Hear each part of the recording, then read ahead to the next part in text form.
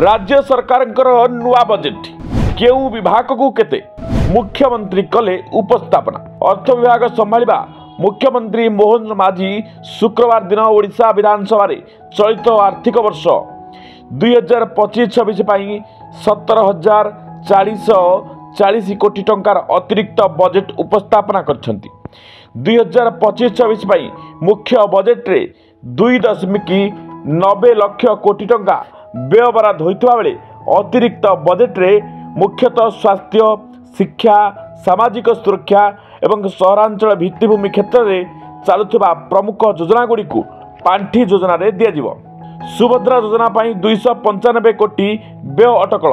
धान क्रय पर रिवॉल्विंग पांठी 3000 कोटी। चाषी को एमएसपी और इनपुट सहायता बाबद 850 कोटी।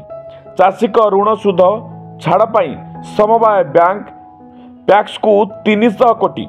जातीय स्वास्थ्य मिशन NHM 994 कोटी। मिशन शक्ति कार्यक्रम 405 कोटी। जातीय ग्रामीण जीविका मिशन 426 कोटी। रास्ता एवं सेतु रक्षणाबेक्षण 250 कोटी। ग्रामीण पाइप जल जोगाण प्रकल्प 116 कोटी।